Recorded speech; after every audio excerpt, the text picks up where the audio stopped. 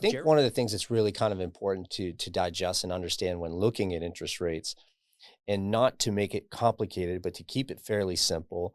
Like Jared said, we typically look at the yield on the 10-year bond, right? And I think it's at 4.35, 4.3, wherever it is today. And traditionally, a 30-year fix is typically 200 basis points higher. That means today's interest rates should be 6.4. They shouldn't be 7.25 or whatever it is. Which is where they're really at. Which is where they're really Yeah. at. So my prediction. So they're almost 300 basis points higher. Yes. Okay. And so because of that, in that additional 100 basis points, by the way, is simply uncertainty. It's uncertainty. And if I would talk to Mr. Powell, I would say, just say something that you understand. You know, like they're so political, where they're not willing to make a comment one way or another, that unless it's in their best interest. But literally, you could listen to them for 10 minutes, a 10-minute speech. You have no clue what they meant. And at the end, you're like, I heard them use big words and industry speak, and I know what the words mean, but I can't put it all together into just a simple, axiom or I don't know, just a conclusion. That 100 basis points overspread, over margin, that to me is the reason why I'm more optimistic in the time span that things will happen than Jared and most people. I believe you're going to see before the end of the year, my predictions have been, you'll see an interest rate that starts with a 6 in 2023. And I think you'll see something that starts with a 5 before the end of Q2.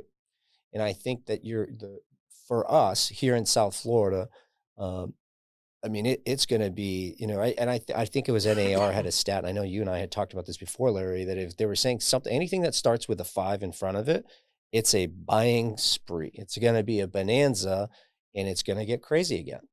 If that happens here in South Florida, if we end up in the 5s, the market's already in like a very low inventory environment. It's going to be chaos again. You're going to go back to 15 offers, on day one again. Yeah. It will, but in a weird way, what people aren't really thinking about, and I've heard a couple smart pundits talk about this from the real estate perspective, is that will actually open up supply as well. Because right now, our supply is so low. Why prices, at least in South Florida, are hanging tight. In other parts of the country, like Texas and some other states, they've seen huge price increases. And then in the last year and a half, we've seen major price decreases, is because they were building so many, such large amounts of housing and new homes and new construction. And then suddenly, obviously, the buyers went off a cliff. So the demand has gone off a cliff. And they have all this oversupply, so that caused prices to decrease. Here, we don't have very much building at all. We have no ability to increase supply, but people are not moving because they're trapped by their 3% and 3.5% and 4% rates. I can tell you, I am. I mean, Leanne and I have looked around. Not that we're really looking to move. Leanne is my wife. Hi, baby. But we've just looked around at other places, just for kind of kicks and giggles. But I would never go somewhere right now because we're in a 3.5% mortgage. What am I going to do? Go jump into a 7.5% mortgage and then pay more taxes? And I think a lot of people are making that analysis, and no better person to speak to this than Larry, because you're on the ground every day, right? Absolutely. Here's an interesting example. I've just been spending a lot of time around a lot of the new construction here in Boca. And so the Lotus Palm community, 525 homes, maybe half built, pretty much with the exception of, I think, 10 homes completely sold out, pre-sold. They're not going to, people who bought homes in Lotus Palm are not going to be able to move into that home for at least a year. Wow. Just share what the price point is. And and the price point is anywhere from 1.3, which is not really realistic, to 2 million-ish, 2.5, somewhere in that space. Mm-hmm. Yeah. And Lotus Palm, or Lotus GL Homes is the builder. GL is already building next door another Lotus community, or they're in the process. They're moving dirt, and they're getting ready to start pre-sales on that. And then if you look at any of I think the cheapest condo in downtown Boca that's new construction is in the 2s. I don't even think you can touch that right now, but they sold for somewhere in the 2s, and they run up to 27 million, right? And almost all of that's sold out in any of those buildings in downtown Boca. And there's a substantial amount of buildings that are completely pre-sold. The construction's not even done. Look at the Mandarin Oriental That's been pre-sold for 5 years. It's been pre-sold for 5 years. I think they started working on that in 2015, 16 or something like that. What do you think about affordability, Larry? Because, this is all great, but every one of those houses, when you're at 1.5, 2 million, these tend to be a lot of self-employed individuals, entrepreneurs. They're high income earners. In order to afford those types of homes, you still need service workers. We still need lots of individuals that are, where are they going to live? Yeah, and that's why Jared and I have done so well in our investing here in South Florida, because we've bought arguably some of the lowest income buildings you can buy in South like Florida. To call it workforce housing, not being slumlords. We're workforce housing owners. Yeah, no, I'm joking. And we take good care of our properties. We do. We defend take ourselves good care. here. Yeah. But yeah, I mean the workforce housing product here in South Florida, you can't duplicate it with new construction because you wouldn't be able to sell it. Too much. It costs too much money. Or rent it out. So anything that's new construction is being rented for huge numbers right now. And so our stuff is completely, while rents are pulling back in condo communities and other stuff like that, I would argue, while we might be feeling a little softening, I mean, we're stable. It's stable. And we've seen a huge run up in rents in the last 2.5 years, from 2.1s going from maybe 1,300 a month to now pushing 1,800. If you have even slightly more decent areas, maybe pushing 1,900, 2,000. So you've seen a 30 to 40% increase in rents just in 2 years, and that's stabilized. So that's not like that was some artificial. It's stable increase. right now. Yeah, it's stable. So, but to your point though, Emmanuel, it is a concern. I think it's a concern nationally. You have young people, Gen Z, they talk about that. They're coming out of college, or maybe they've been out of college for 5 years. They're starting to get married. They're trying to settle down. Maybe they're about to have their first kids in the late 20s, early 30s. What are they going to do? Where do they live? I guess they have to live in their parents' basement for the next 5 years and save up money. It's affordability is a major problem in America. I mean, I think there's a lot of underlying reasons for that. We're not an macroeconomy, podcast going on here. We get into the debt, $2 trillion in debt, and printing of money and inflation and all that good stuff. But back to the point at hand. So your prediction is that we're going to see some softening in rates, and we already have seen just the first beginnings of that. We were just before the podcast, you were telling me that rates have dropped almost 50 basis points, which would be, for the layman out there, 0.5%, close to that, which is great. Would you say that's the first softening that you've seen in the last year and a half? Is this more or less? So it's kind of the second. So we hit a peak maybe a month ago when rates basically hit 8%. They didn't stay above 8 very long. Okay. But you've had that quick little drop, and now that we're having another one, there's obviously a huge. It's just like anything. It's all about consumer confidence, and unfortunately, the media, when it goes out there and it talks about how high rates are and how everything is unaffordable, it takes a negative connotation, takes a negative spin, and then all of a sudden people make the assumption that they can't afford to buy a home. And, we were talking off air prior that it's at the end of the day, we've got to focus on getting back to what the payment is, what the affordability is for an individual. An individual really has 3 choices: live with mom and dad. You can go rent something, right? And we all know rents around here aren't very cheap, right? We got guys like you guys spiking those rents up. No, just kidding. No, but we've got, rents aren't cheap at all. It's a fact, right? Or you can buy. And so we've got to figure out how to make it affordable for those individuals. And you have some, let's transition into some programs.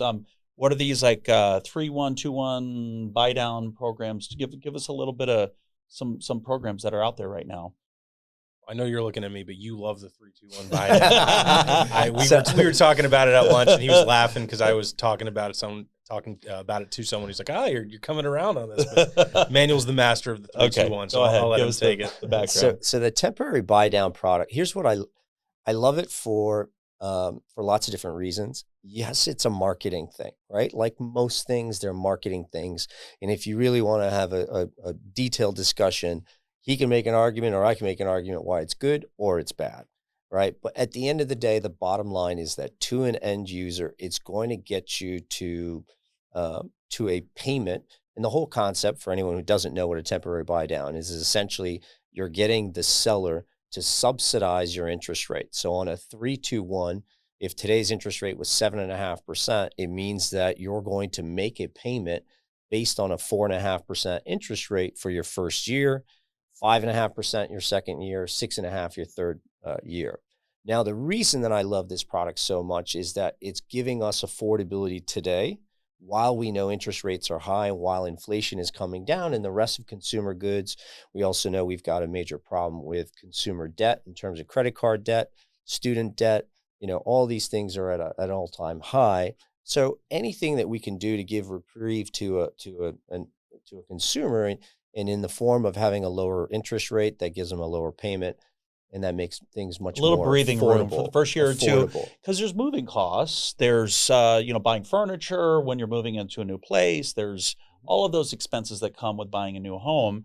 So for that first year or two where they're having significantly lower payments, that's giving them the breathing room to kind of get caught up on their payments, their credit card debt, et cetera, right? Is that Of course. And the best feature about it too is, depending on who's right, whether Jared or myself are right in terms of when the rates come into the fives, the point will be that what I love is that unlike a permanent buy down, if you refinance 6 months after a permanent buy down, that money's gone. You're not getting any of that money back.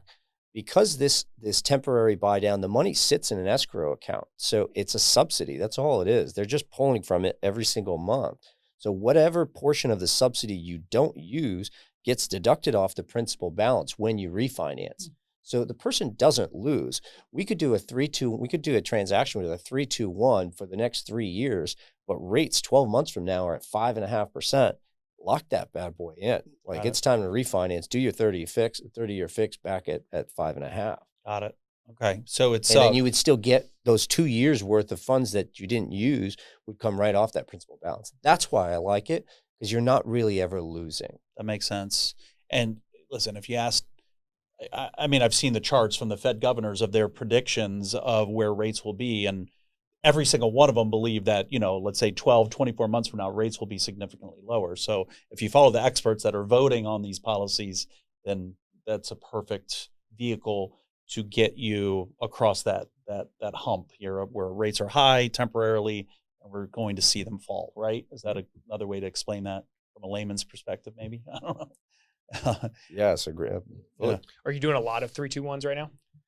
So a 3-2-1, because again, the way that you have to calculate the amount that you're getting the seller to negotiate is based on that drop. So the larger the drop, the larger the loan amount. So, if we have a $700,000 purchase price and we need a 3-2-1, it's going to be almost $30,000, $32,000.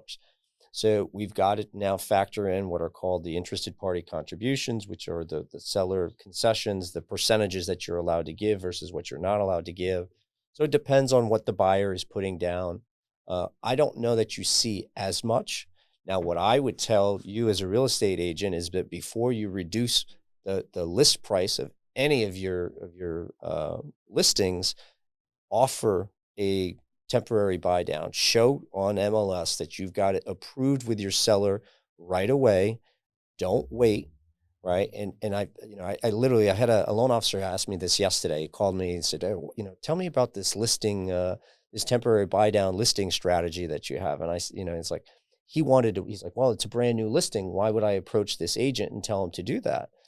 And that's my whole point. You, just like the agent, are being reactive, and you're waiting till the house sits 30 or 60 days.